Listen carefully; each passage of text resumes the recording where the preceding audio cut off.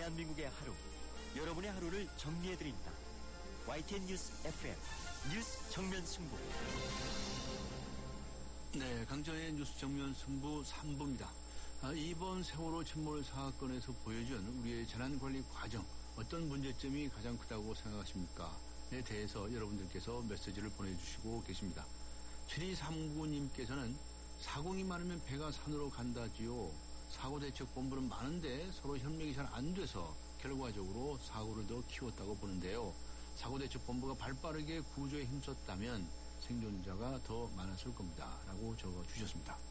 4438님께서는 사실 운항 전에 안전점검이 제대로 이루어지지 않았다는 게 문제예요. 구조명은 잘 배치되어 있는지부터 시작해서 물건을 너무 많이 실지는 않은지까지 전부 체크했어야 되는 거잖아요. 라고 의견을 적어주셨습니다. 아직 의견 보내주시지 않으신 분들께서는 휴대전화 우물정 0945번, 우물정 0945번을 이용해 주시기 바랍니다. 그리고 YTN 어플리케이션 예스로 듣고 계시는 분들께서는 예스 게시판을 활용해 주시면 되겠습니다. 보내주신 분 중에서 추첨을 통해서 소정의 선물을 준비하도록 하겠습니다. 3부 들어갑니다.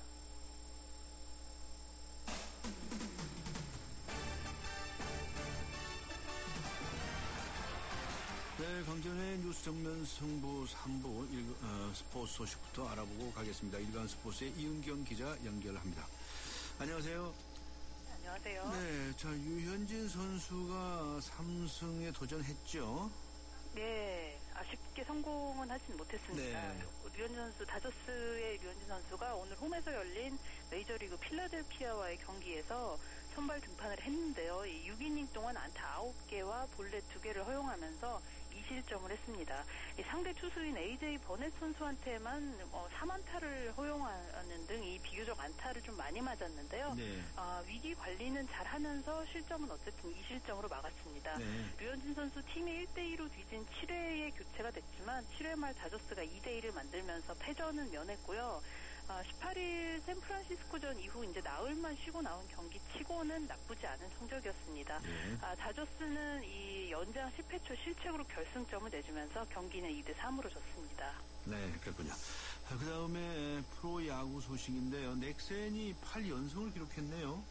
예, 넥센이 어제 롯데하고 경기를 했는데요. 10대 9로 대역전승을 거뒀습니다. 네. 경기 한때 1대 7까지 끌려가다가 승부를 뒤집었는데요. 넥센이 8연승으로 리그 선두도 굳게 지켰고요. 넥센은 어제 지고 있을 때도 이 필승 투수조인 조상우, 한현희 선수를 투입을 했는데 마운드 이상으로 이 필요할 때 터진 타선이 아주 큰 역할을 했습니다. 올해 프로야구에서 외국인 거포들 활약이 대단하지만요. 이 넥센이 클린업 트리오가 이 토종 선수들로만 이루어져 있습니다. 지금 네. 현재 4번 박병호, 5번 강정호 북박이고 3번 타자로 윤성민, 이태근 번갈아 활용하는데 네. 넥센이 타선 폭발력으로 지금 아주 고공질주를 하고 있습니다. 네, 그렇군요. 아시아 챔피언스 리그에서는 전북과 포항이 16강에서 격돌을 하기도 했군요. 예, 어제 열린 축구 아시아 챔피언스 리그 조별리그 마지막 경기에서요. 이 전북 현대가 호주의 멜버른하고 홈에서 1대1로 비기면서 G조 2위로 16강에 올랐습니다. 근데 16강에서 이제 대결하게 될 2조 1위가요. 이미 조 1위로 16강행을 확정한 바로 포항 스틸러스인데요. 이로써 2010년 이 수원과 성남이 8강에서 만난 이후 4년 만에 한국 팀끼리 아시아 챔피언스 리그 토너먼트에서 격돌을 하게 됐습니다. 하나 재미있는 건 전북의 포항 징크스가 있다는 점인데요. 전북이 지난해 FA컵 결승에서도 이 포항한테 져서 우승을 놓쳤고 지난해 리그에서도 이 전북이 포항전 2무 1패로 열세였던 데다가 올해 역시 지난달 26일 리그 첫 맞대결에서 전북이 1대3으로 대패를 했거든요. 네. 그래서 과연 챔피언스 리그에서는 어떨지 궁금합니다. 네, 기다려보죠. 네, 수고하셨습니다. 대단히 감사합니다. 예, 네, 감사합니다. 지금까지 일간 스포츠의 이은경 기자와 함께 했습니다. 지금 시각은 7시 15분을 가리키고 있습니다. 이 시각 교통 상황 어떤지 알아보겠습니다. 유보연 캐스터입니다. 네, 정확한 정보를 전해드리는 뉴스 정면 승부 교통정보입니다. 남산 터널들 이용해서 강남권으로 이동하는 길 1호 터널, 3호 터널 입구 이전부터 속도를 못 내고 있습니다. 이 터널을 빠져나와서도 한남대로는 한남 2구가 차도까지 어렵고요. 3호 터널 이후로도 중앙경리단까지는 속도가 조금 내려가 있습니다. 한강대로 서울역 광장에서 한강대교 북단 구간 속도 내기 어렵고요. 강변북로 구리 쪽으로는 한강대교를 조금 못 미친 곳에 추돌 사고가 났는데 때문에 마포대교부터 밀리고 있고요. 사고 지점 이후로 성수대교까지도 쭉 더딘 흐름이 이어지고 있습니다. 반대쪽 한남대교에서 성산대교 통과하기 어렵고요. 나란히 가고 있는 올림픽대로 하남 쪽으로 가양대교에서 성산대교 구간 서행이고요. 이로 한강대교에서 동작대교, 반포대교에서 청담대교 구간 가다서다 반복하고 있습니다. 반대쪽 영동대교에서 한강대교, 여의하루 나들목에서 가양대교까지 답답한 흐름 보이고 있습니다. 지금까지 뉴스 정면 승부 교통정보였습니다.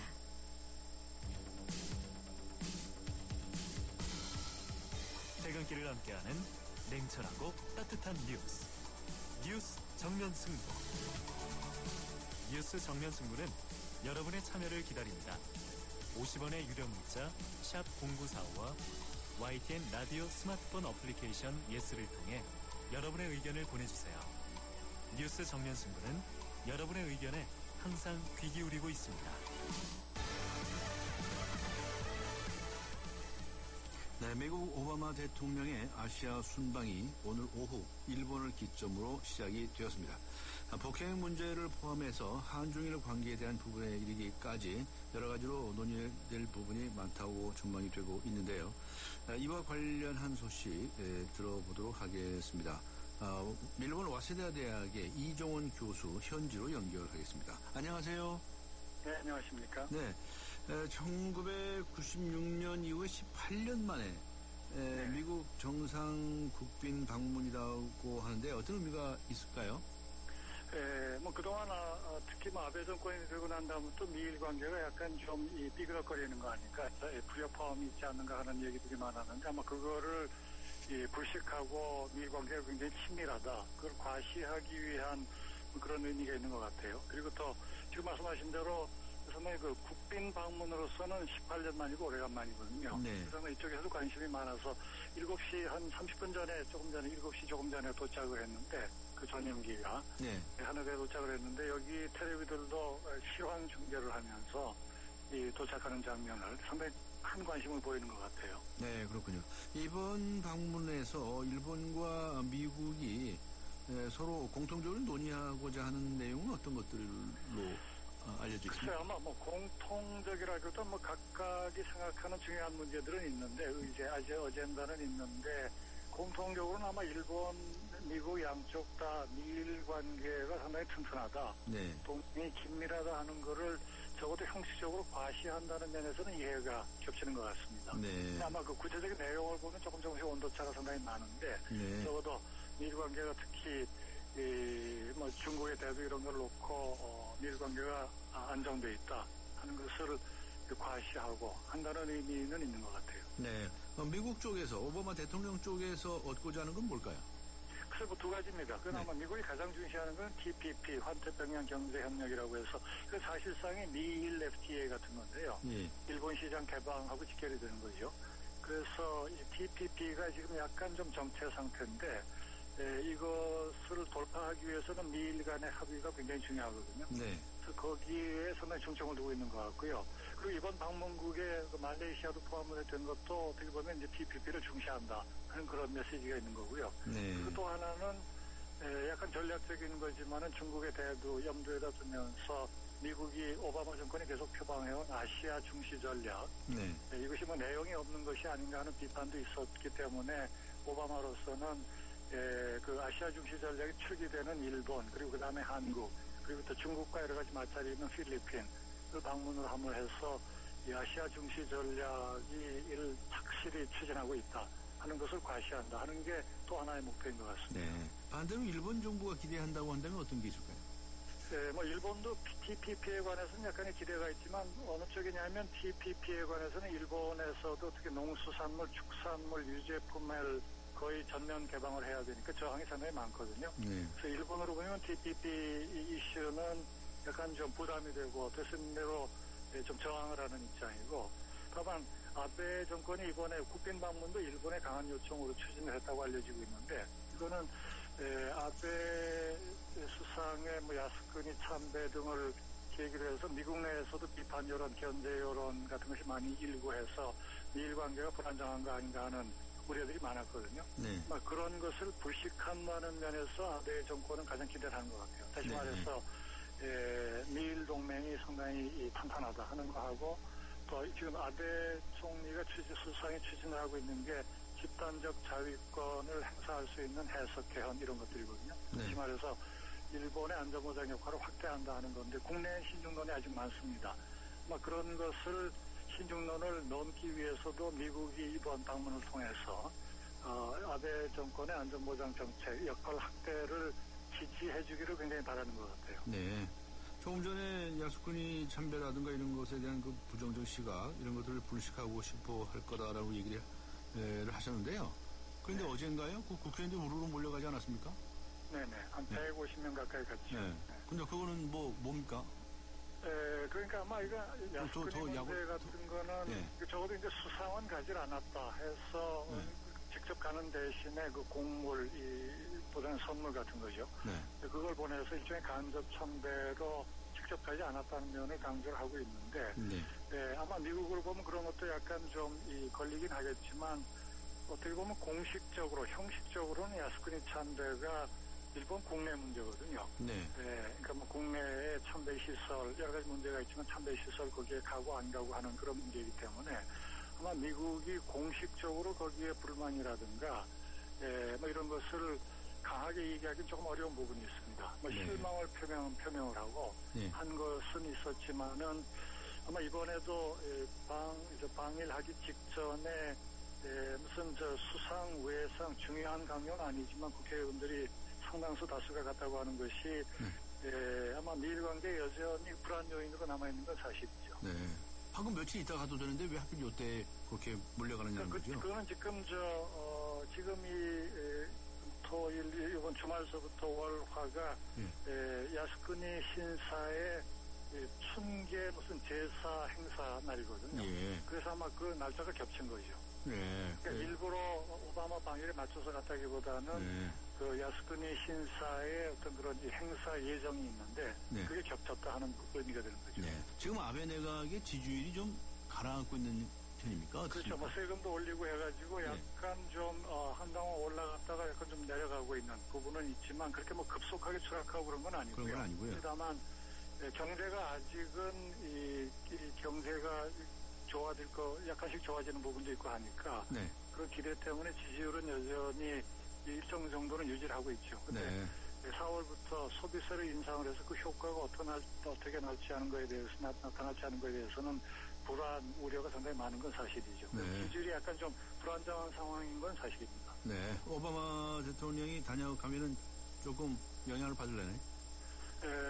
뭐 적어도 이제 아베 총리가 이제 경제는 아베노믹스로 상당히 회복을 시켰다. 실체는 아직 완전 회복된 건 아닌데 예. 그런 게 있었는데 가장 외교가 잘 안 되는 거 아닌가 하는 비판이 많았거든요. 네.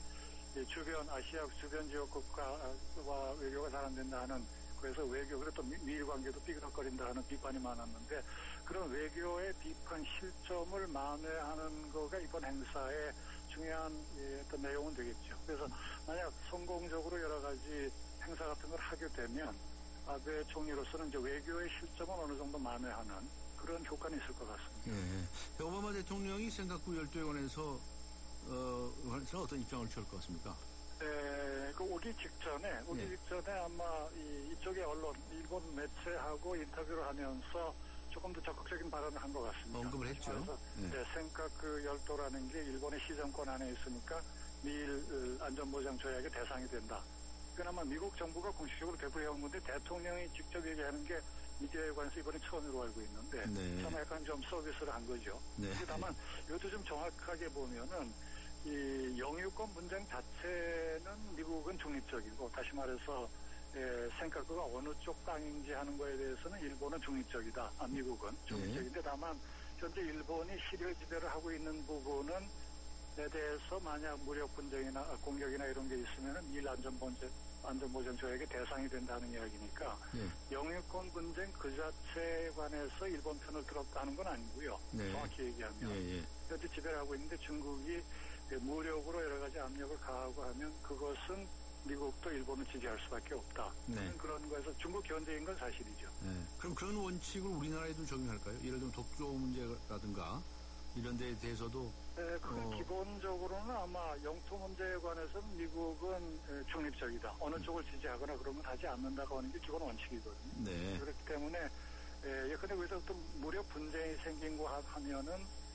예를 들어서 그런 어떤 무력에 의한 현상 변경을 시도하는 건 좋지 않다는 원칙적인 발언 그런 건 나올 수가 있는데 영토 문제에 관해서 어느 쪽이라고 하는 거는 현재로서는 명확히 얘기를 하지 않는 게 미국의 방침이다 하는 걸로 알고 있습니다. 독도 같은 경우는 우리가 실효 지배를 하고 있으니까요.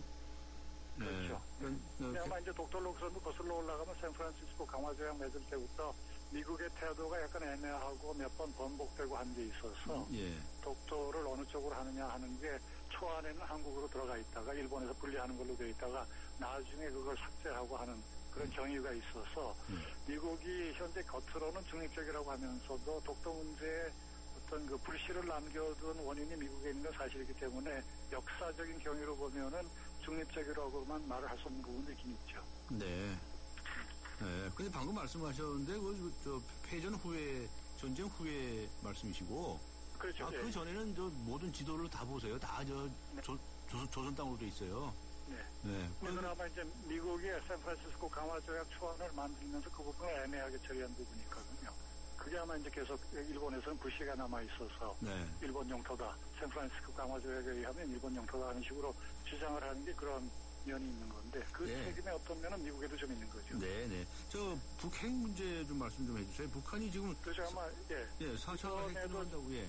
그렇죠. 갑자기 움직임이 생겨서 워낙은 아마 오바마 방한에서도 어느 쪽이냐면 한일 관계 회복이라든가 예. 지금 한일 관계가 상당히 악화되어 있는 걸 미국이 우려하는 부분이 있어서 예. 그게 상당히 큰 의제 중에 하나라고 생각을 했는데 북한의 움직임이 약간 불투명하고 심상치 않은 부분이 있어서 예. 아마 일본 방일에서도 방한에서도 북핵 문제가 상당히 깊게 논의될 거라는 관측들이 많은 것 같습니다. 네. 지금 일본 언론은 어떻습니까? 북한의 그 4차 핵실험에 관해서 가능성이 있다고, 글쎄요. 아직은 그렇게 가능성이 굉장히 높다고 하는 관측 같은 건 아직은 좀 없는 것 같아요. 여전히 예. 한국 정부 국방부의 발표라든가 네. 하는 것을 인용을 하는 형태로 하고 또 여러 가지 움직임이 있다는 위성 사진의 자료라든가 네. 이런 거를 소개하는 정도고 굉장히 임박했다는 식의 보도를 독자적으로 하는 건 잘 없는 것 같습니다. 아, 그렇습니까? 네. 오바마 대통령이 이제 한국도 오지 않습니까? 네. 특히 이제 요새 한국과 일본하고 사이가 좀 그래요. 네. 그렇다 보니까 이제 관심이 쏠리게 되는데 오바마 대통령이 어떻게 중재자 역할을 톡톡히 할 것 같습니까? 네, 이것도 아마 공식적으로 한일 관계를 직접 언급하든지 하는 거는 약간 좀 어려울지 모르겠습니다. 그러나 아마 예. 수면하에서 실질적으로 이번 방일에 있어서도 일본 총리의 아베 총리의 야스쿠니 참배 역사인식 이런 것이 아시아 관계를 어렵게 하고 특히 한일 관계를 어렵게 했다는 게 이번 방일 방안의 중요한 테마는 하나이기 때문에 네. 아마 뭐라 그럽니까 이야기 중에서 아마 곧 발표를 하지 않더라도 사실상은 이런 문제를 상당히 깊게 논의를 하지 않겠는가 그런 관측들이 많은 것 같습니다. 아, 예, 좀 깊이 논의가 될 것 같다. 네. 네. 또 우리나라에 와서는 당연히 논의를 하게 될 것이고요. 네네. 그렇군요. 이번 이제 한국에 오게 되면 이제 정상회담이 이루어지는데 이번 정상회담에서 특별히 눈여겨보아야 할 건 어떤 점이라고 생각하십니까? 마지막으로 정리 좀 해주시겠습니까? 그렇죠. 아마 원래는 그 한일 관계를 어떻게 해나가는가 예. 이런 것이 상당히 중요한 테마인데 지금 북핵 문제가 나왔기 때문에 더더군다나 지금 약간 좀 중점이 북핵 문제로 갈 가능성이 있는 것 같습니다. 예. 북핵 문제라는 이 상황을 놓고 또 한일 또는 한미일이 어떻게 협력을 하는가 하는 식의 논의가 좀 중심이 될 것 같고요. 네. 또 하나는 미국 자체도 지금 세월호 사고가 있었기 때문에 예. 그 부분이 상당한 비중을 차지할 것 같아서 이건 좀 슬픈 이야기지만 예. 그렇게 될 것 같습니다. 이미 조의도 표해 왔고요. 네. 하여튼 기다려 봐야 되고 지금 동경에 계시는 거죠 지금? 네네. 네. 이거 전화로 연결이 되는데 고맙습니다. 네, 감사합니다. 예, 감사합니다. 네, 지금까지 동경의 와세대대학교의 이종원 교수와 함께 했습니다. 에코로바의 산을 즐기는 새로운 생각. 따스한 햇살 속으로 배낭 하나 메고 미니멀 캠핑을 떠나보세요. 장비는 줄이고 자연을 배려하는 에코로바 미니멀 캠핑으로 당신의 산이 더 즐거워집니다. 에코로바와 함께 당신만의 산을 즐기세요. Keep your way, 에코로바. 네. YTN 뉴스 FM 강존의 뉴스 정면 승부 3부 여기서 마무리합니다. 세월호 침몰 사건에서 보여준 우리의 재난관리 과정 어떤 문제점이 가장 크다고 생각하시는지 의견들을 보내주고 계십니다. 의견 보내주신 분들 중에서 추첨을 해서 지성인의 필독지 르몽드 디플로마티크 3개월 구독권 그리고 맥스무비 영화 예매권을 준비하도록 하겠습니다. 4부에서 뵙겠습니다. 서양 고전음악을 완성시킨 천재 작곡가 악성 베토벤. 그의 음악적 잠재력을 일깨워준 사람은 스승인 크리스티안 네페 선생님이었습니다. 네페 선생님은 지루한 이론과 반복적인 연습을 강요하지 않았습니다. 이탈리아와 프랑스, 독일의 유명한 오페라를 감상할 기회를 마련했고 어린 베토벤이 음악에 대해 더 깊이 느끼고 생각할 수 있도록 이끌었습니다. 가르치는 것이 아니라 깨우치는 교육, 아이들의 잠재력을 활짝 꽃피우는 우리 교육의 희망입니다. 이 캠페인은 IM.THE 눈높이 대교와 함께합니다. 안녕하세요. 행복교육도시 서울 홍보대사 박상원입니다. 학생은 행복하고 스승은 존경받는 곳, 교육 소통이 원활하고 학교가 아름다운 곳, 학교와 지역사회가 함께 아이들의 꿈과 끼를 키우는 행복교육도시 서울. 아이들과 눈높이를 맞춰 고민과 생각을 이해하고 학교의 담장을 낮춰 학교 안팎에서 마음껏 꿈과 끼를 키울 수 있는 행복교육도시 서울을 만들어가겠습니다. 이 캠페인은 서울특별시 교육청과 함께합니다. 살아있는 뉴스 깨어있는 방송 한국의 뉴스 채널 YTN 뉴스 FM. 네, 강전의 뉴스 정면 승부 4부입니다. 잠시 후에는 대한금융경제연구소 김동환 소장과 함께 우리 사회에서 기업이 해야 할 경제적 역할 그리고 사상 최고라고 하는 기업의 유보금 비율에 관해서 이야기 나누는 시간 갖도록 하겠습니다. 4부 들어갑니다.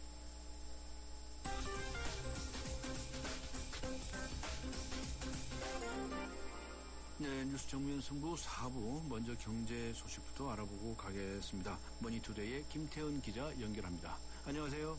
네, 안녕하세요. 네, 진도 앞바다에서 침몰 사고가 난 세월호처럼 해외에서 수입돼서 제주도를 운항하는 2,000톤 이상의 대형 여객선이 11척이 이걸 보니 평균 설령이 22년에 달했다. 이렇게 나타났네요. 네, 국회 김충진 의원이 해양수산부에서 받은 국내 여객선 실태 현황에 따르면 예. 국내에서 운항하는 2,000톤 이상의 대형 여객선은 총 17척입니다. 네. 그중에서 11대가 세월호처럼 해외에서 수입한 중고 여객선인데요. 모두 일본에서 수입이 됐습니다. 네. 이들 여객선은 제주를 운항하면서 대당 평균 864명의 승객을 태웠습니다. 이들의 그 선박의 연령, 그 설령을 따져보니까 평균 설령이 22년이었습니다. 가장 오래된 선박은 두해운의 제주 월도호로 건조된 지 28년이 지났습니다. 28년 정도 있군요. 네.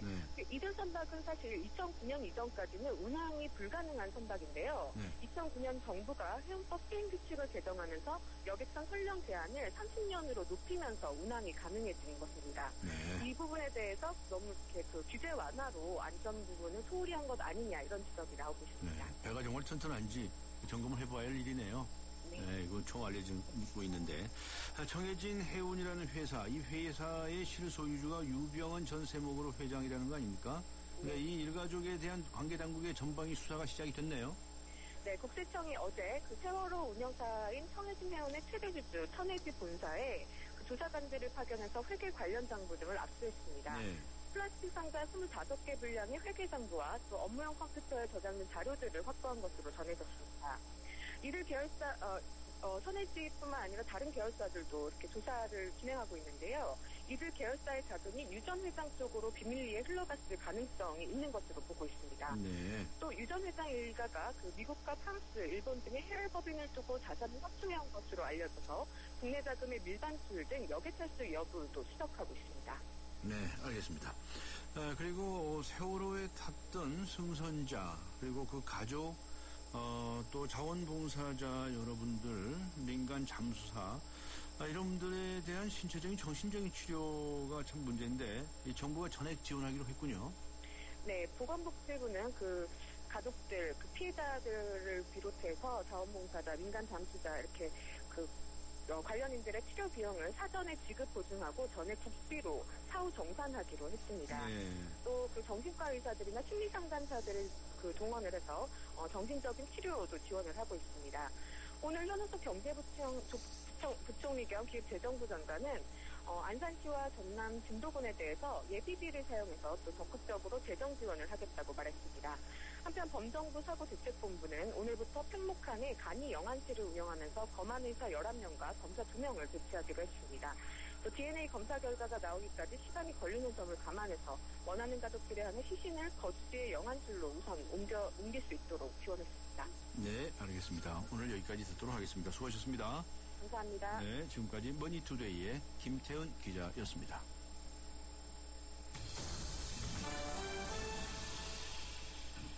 네, 요즘 우리 사회의 저희는 도대체 어디에 있는가 하는 생각들을 참 많이 하게 되는데요. 경제 이야기를 좀 해보겠습니다. 세월호 침몰 사고도 많은 국민들을 기가 막히게 하고 있는데요.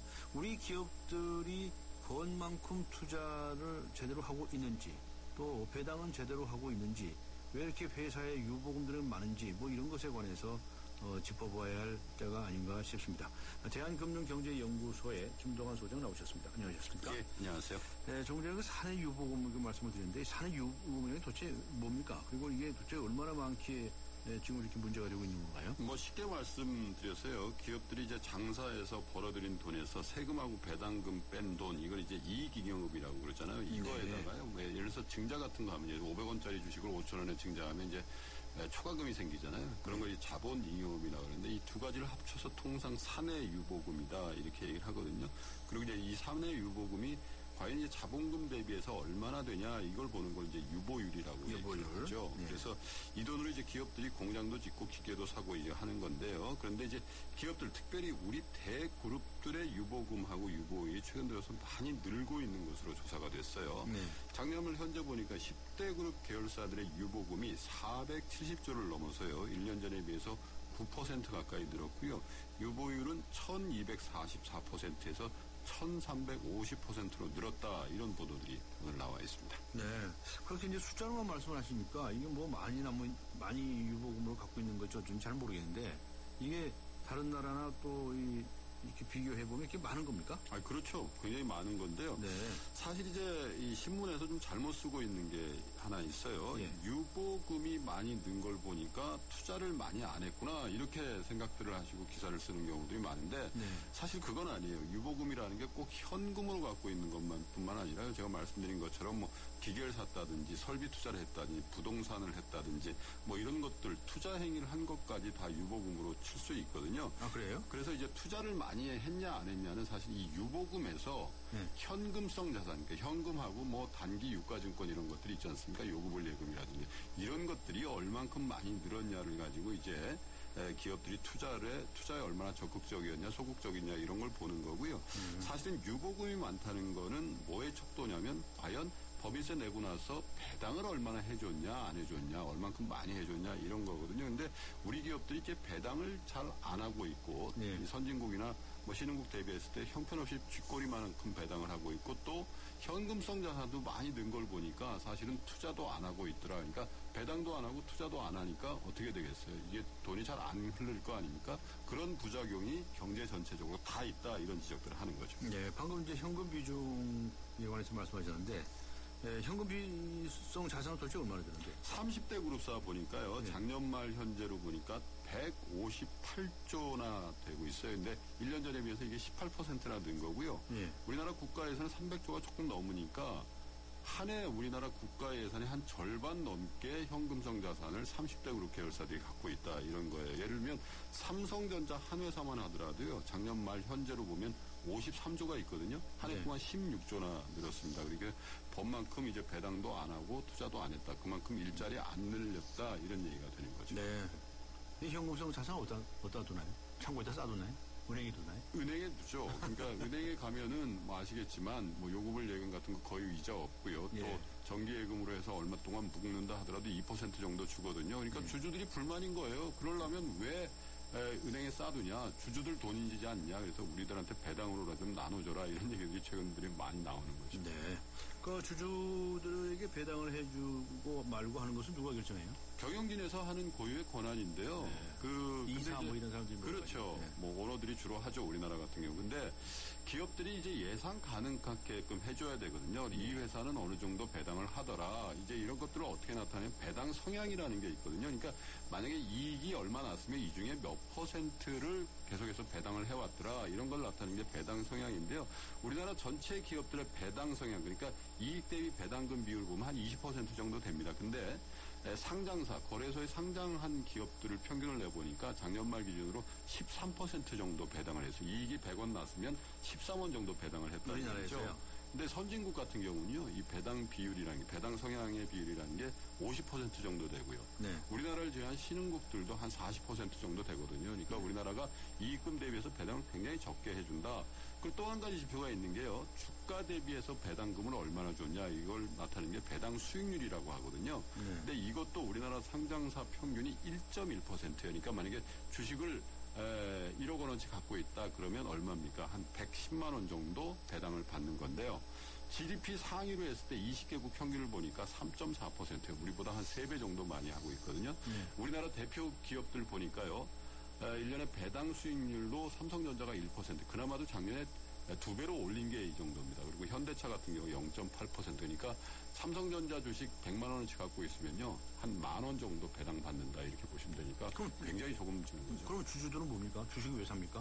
주주들은 왜 합니까? 배당도 안 해주는데? 이제 뭐 배당을 많이 한다고 해서 꼭 좋은 건 아니라는 의견도 있어요. 왜냐하면 고도 성장기 같은 경우 어떻게 그러니까 배당으로 주주들한테 나눠주는 것보다는 네. 재투자를 계속해서 훨씬 더 수익을 많이 내면은 뭐가 오르죠? 주가가 오르게 되잖아요. 그러니까 네. 지금까지 우리나라 7, 80년대, 90년대 오면서는 사실 10% 이상 또 뭐 2000년대 들어와서도 5, 6% 이상 성장했기 때문에 시중의 어떤 이자율보다 성장이 더 기업의 속도가 더 강했으니까 사실 배당 주는 것보다는 재투자해서 나오는 수익률이 많은데 지금 현재는 우리나라 경제 성장이 3%대 아닙니까? 저성장 국면이 오다 보니까 이제 기업들의 이 투자 기회 또 성공 확률 이런 게 떨어지니까 현금성 자산으로 그냥 쌓아두는 돈이 그만큼 늘어나게 된 겁니다. 네.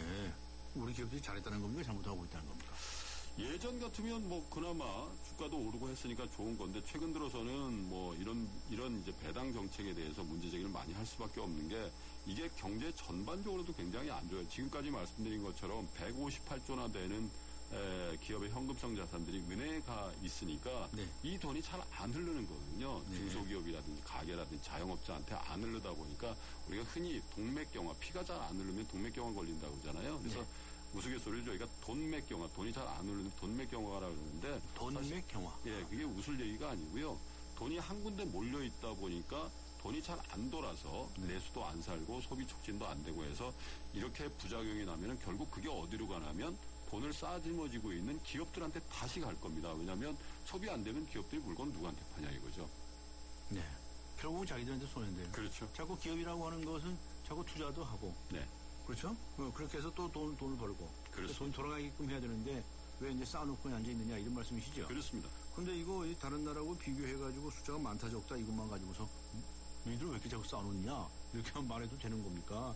근데 우리나라 주주들은 얌전하신 분들입니까? 배당 더 해달라고 주장도 안 하십니까? 그래서 최근에 좀 변화가 있는 게요. 정부가 먼저 좀 치고 나왔어요. 지난 13일 날. 이런데도 다 정부가 나서서 해야 됩니까? 아니, 그러니까 정부가 이제 정부 입장도 주주인 입장이 있거든요. 정부가 네. 투자한 정부 투자 기관들이 있잖아요. 예. 그 중에서도 상장사들도 꽤 있거든요. 한전이라든지 가스공사라든지 기업은행이나 이런 건 정부가 지분을 갖고 있거든요. 근데 여기다 뭐라 그랬냐면 지금까지 보니까 이 정부 투자 기관의 배당 성향이나 배당 수익률이라는 게 그냥 민간 기업보다 더 낮더라. 그러니까 얘네들도 현금 갖고 있지 말고 배당해줘라. 왜 그랬겠습니까?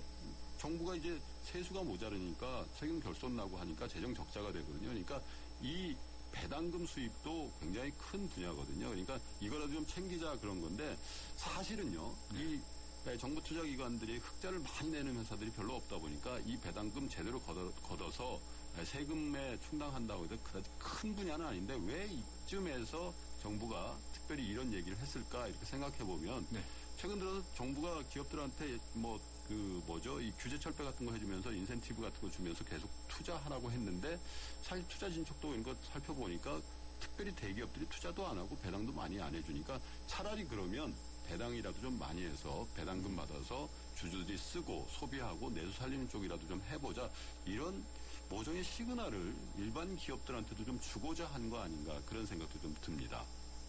그래요? 네.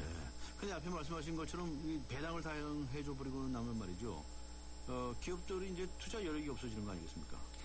그래서 이제 그렇게 주장하시는 분은 있어요. 그렇죠. 답변하십니까? 그런데 이제 제가 말씀드린 것처럼 고도 성장기에는 이 투자 재원을 확보하는 게 더 중요한데요. 현재 보면 이 저성장기에 너무 많은 그 현금성 자산을 갖고 있다는 것 자체가 자본의 효율성이라는 측면에서 보면 주주 입장에서는 굉장히 억울하죠. 2%로 이자 받을 거면 날 줘서 내가 그럼 소비를 하든지 아니면 내가 다른 사업을 하겠다 이렇게 할 수 있는 건데 사실 주식회사라는 게 주주 거거든요. 경영진 꽤 아닙니다. 근데 경영진의 어떤 그 판단에 의해서 현금 유보, 그러니까 현금성 자산을 너무 많이 쌓아두고 있는 거는 사실 주주의 자본의 효율성이라는 측면에서 보면 침해예요. 그걸로 재투자해서 계속 고수익을 올려서 주가가 많이 올라갔다라면 그 양해할 수 있는 부분이지만 근데 보세요. 작년에 삼성전자가 사상 최대 수익을 올렸죠. 근데 삼성전자 주가는 150만 원에서 계속 정체돼 있거든요. 왜 그런가 하면 투자도 제대로 안 하고 배당도 제대로 안 하고 있기 때문에 그 시기에 주가는 굉장히 안 좋습니다. 그러면 주주 입장에서는 배당금도 많이 못 받고 주가도 많이 오른다는 억울해하는 거죠. 그리고 우리나라 코스피가 오늘도 한 2,000포인트 선에서 계속 공방을 하고 있습니다만은 금융위기 이전서부터 계속 2,000포인트만 오면 매물을 받는다 이거죠. 그건 왜 그럴까요? 삼성전자, 현대차, 우리나라 대표 기업들도 마찬가지지만 우리나라 기업들이 투자도 소극적이고 배당도 많이 안 해줬기 때문에 주가가 그 정도에서 놀아주는 영향도 많은 거거든요. 그래서 어쨌든 간에 투자를 하든지 배당을 많이 하든지 간에 어떤 그 선택을 좀 해야 될 시점에 있다. 우리 기업들의 그런 생각이 좀 듭니다. 네. 앞에 말씀하셨지만 우리 기업들이 다른 나라보다 유독히 배당에 인색하다 이렇게 지적하셨죠. 예.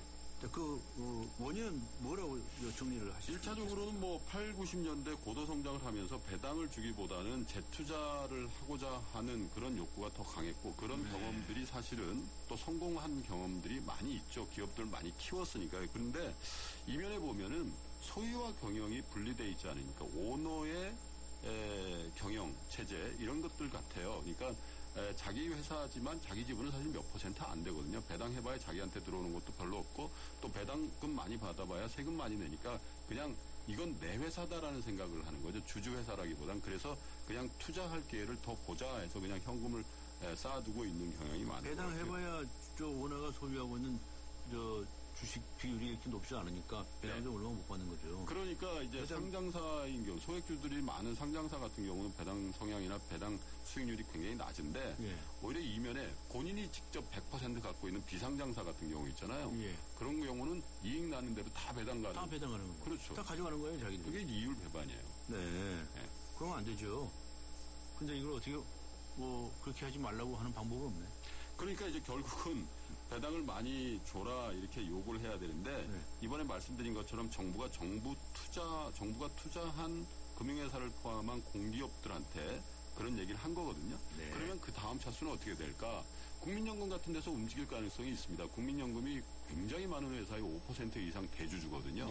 그러면 주총장에 가서 왜 배당 이거밖에 안 해주냐 하면 어쩔 수 없이 경영진에서 좀 움직일 가능성이 있고요. 또 기관 투자가라든지 소액 투자자 모임 같은 데서도 배당 많이 해줘라. 왜 현금 갖고 있냐 이런 문제 제기를 할 가능성이 있죠. 근데 이렇게 민감한 사안에 대해서 삼성전자가 먼저 움직인 그 모양새가 나와요. 작년에 삼성전자가 배당을 2배를 해줬거든요. 물론 2배 해준 게 배당 수익률 기준으로 해서 1% 정도니까 아직은 굉장히 미미합니다. 근데 굉장히 의미 있는 삼성전자의 전략의 변경이에요. 왜냐하면 저성장기에는요. 이 주주에 대한 배당 정책을 굉장히 적극적으로 해주는 게 결국은 주가에도 좋고 또 주주에 대한 배려 이런 것들에 대해서 사회적인 공헌도 할 수 있고 또 국가 경제에도 좋다 이런 것들을 좀 자각하고 있는 거 아닌가 그런 생각이 좀 드네요. 실례 말씀이지만 너무 순진하게 분석하시는 거 아니십니까? 왜냐면요. 이것은 순환 출자하고 관련되어 있는 거 아니겠어요? 소수의 주식 가지고 한 회사를 다 장악하고 있지 않습니까? 네. 또 새끼를 까고 그렇게 하고 있지 않습니까? 그러니 배당을 받으면 몇 프로 안 되는 거 누가 그 배당하려고 그러겠습니까? 그런데 이제 그러니까 이 사람들은 그런 악의적인 생각을 가지고 배당을 기피하는 거예요. 그렇게 보시고 가시지 지금 무슨 저상장식이냐 고성장식이냐 그렇게 참 이렇게 훌륭하신 말씀으로 설명을 하시면 그게 다 납득이 될까요, 그게? 아니 근데 이제 그런 부분 이제 변호사님께서 지적하신 부분이 일부 있습니다. 그렇지만 네. 이게 어떤 특정 대기업의 문제가 아니라 우리 기업 전체의 문제거든요. 네. 순환 출자의 문제는 사실 우리 기업 전체의 어떤 중소기업이라든지 이런 부분까지 돼 있는 게 아니라 일부 대기업의 문제이기 때문에 그렇죠. 지금 문제가 우리 되는 기업 건 전체의 평균 배당 성향이나 배당률만 따져도요. 선진국의 3분의 1 수준이라니까 네. 그 부분은 분명히 논외로 해서 생각해야 될 부분이 있다는 거죠. 문제는 대기업이죠. 네. 중소기업은 거의 다 오너가 작은 자영업과 비슷한 수준의 중소기업을 하고 있는 거 아니겠습니까? 네. 중요한 건 대기업인데 우리나라의 경제 대부분을 차지하고 있는 것은 대기업인데 대기업에서 이러한 경영 행태를 보이는 것은 옳지 않은 거죠. 그런데 그럼요. 문제는 뭐냐? 이것을 시정할 수 있는 방법이 어떤 강제 수단을 만들거나 할 수밖에 없는데 그렇습니다. 그런 그래서 방법이 이제 있나요? 사실 그 얘기를 좀 드리려고 예. 이 얘기를 꺼낸 건데요. 예. 사실 이제 아까도 말씀드렸지만 이제 규제 축소 같은 이제 당근을 주는 것들도 해야 됩니다. 근데 예. 규제 축소만으로는 아마 기업들의 투자 활성화라는 안 거 움직일 거예요. 안 움직인다고. 네, 안 움직일 역사적으로 거예요. 그랬죠. 네, MB 정부 네. 때 얼마나 비즈니스 프렌들이 한다고 규제 철폐도 해주고 또 네, 보완율 네. 정책 해줬습니다. 근데 이른바 이제 낙술가라는 거 없었다는 거 저희가 다 안 거고요. 근데 그 잘못 규제 풀다 그러면 또 이런 세월호 침몰 사고가 더 그러니까요. 생겨요. 네? 그래서 이제 이런 것들은 어쩔 수 없이 기업들에게 정부가 안 움직이는 기업들에 정부가 나서서 뭔가 해줬는데 그게 바로 세금 아니겠습니까? 그래서 정부에서도 이제 최저 한세율 같은 것도 좀 올리고 그러니까 세금 감면이라든지 비과세 혜택 같은 거 많이 줄이려고 하는데 네. 그것도 안 되면은 결국은 하나밖에 없다. 돈 많이 번 대기업들한테 법인세율 좀 올리는 수밖에 없지 않겠냐 이런 생각도 들고요. 법인세율을 올리는 거예요? 예. 와, 그것도 이제 또 논란이 많죠. 그러니까 뭐 사회적으로 논란이 없는 이슈가 어디 있겠습니까? 네, 그러니까 네, 선택의 문제겠죠. 그리고 지금 뭐 법인세 이중과세다. 낮추자고 뭐 MB 정권 때부터 얼마나 했어요? 그러니까요. 예. 사실 낮췄던 거 다시 원상복귀 시키는 거거든요. 그리고 지금 이중과세에 대한 논란이 굉장히 많아서 말씀드리기 굉장히 조심스러운 부분이 있습니다만 이 사내 유보금에 대한 과세 있지 않습니까? 네. 이건 분명히 하고 싶은 게 2001년도까지 우리나라도 최고 그 유보금 이상 되는 거에 대해서 사내 유보금에 대해서 법인세 15% 이중과세 해왔거든요. 네. 2001년도에 그 외환위기 겪으면서 이런 것 때문에 기업의 유보율이 낮아져서 외환위기 왔을 때 기업들이 많이 쓰러졌다. 그런 것 때문에 폐지했던 거고요. 현재도 미국, 일본, 대만 같은 나라들은 사내 유보금에 대해서 과세합니다. 네. 그래서 그런 것들 좀 적극적으로 한번 검토하고 토론하는 사회적인 분위기 좀 만들어 나가는 게 어떤가 그런 생각이 좀 드네요. 네, 기업 오너들이 그냥 돈 쥐고 앉아가지고서 딴 생각만 하고 있으면 되나요? 안 되죠. 그런데 이건 이제 세금을 매겨가지고 겁을 주는 거죠. 그러면 배당을 좀 자발적으로 하면 그렇게까지 할 수 있으니까. 그렇죠. 그렇지만 자발적으로 하면 참 국가가 해야 될 좋겠는데. 일이라는 게 그런 거죠. 네. 그렇군요. 법인세를 올리는 문제, 이거 참 논란이 많을 텐데, 이것도 하여튼 검토해 볼 필요가 있다는 말씀이시고요. 증세 문제죠, 증세. 그렇습니다. 이게 네. 한 가지 첨언하고 싶으면 법인세를 올리자는 게 일반 기업들 전체에 대해서 그렇다는 게 아니고요. 네. 현금 사내 유보금이 많고 또 예. 이걸 이제 그 투자로 사유하지 않는 일부 기업들에 대해서 선별적으로 하자 그런 취지로 말씀드립니다. 징벌적 무슨 과세 같은 의미도 되겠네요. 그렇죠? 그렇습니다. 네, 징벌적 과세. 이거 제가 만든 말 아닌지 모르겠는데, 어쨌든 간에 연구해 볼 만한 일이 아닌가 싶습니다. 네. 오늘 말씀 감사합니다. 예, 고맙습니다. 네, 고맙습니다. 지금까지 대한금융경제연구소의 김동환 소장과 함께 했습니다. 우리 집 통신 대표 번호 101. TVG 101로 인터넷을 101로 홍보이도 101로 모두 가입해 CCTV만 봐도 101로 함께 101. 우리 집 통신은 101로 모두 다 해결해요. LG U+. 네, 세월호 침몰 사건과 관련해서 많은 분들께서 의견을 보내주셨습니다. 네, 아주 비판적인 말씀들이 많으셨습니다. 휴대전화 뒷자리 51911, 5191님께 선물을 보내드리도록 하겠습니다. 제작진이 따로 연락을 저에게 드리겠습니다. 온 국민이 간절히 생존자 소식을 기다리고 있습니다. 반드시 좋은 소식이 들릴 거라고 희망을 잃지 않기를 기대합니다. 오늘 순서 여기서 마칩니다. 지금까지 프로듀서 신아람, 기술감독 안홍진, 이한님, 작가 황순명, 강혜연, 그리고 진행의 강지훈이었습니다.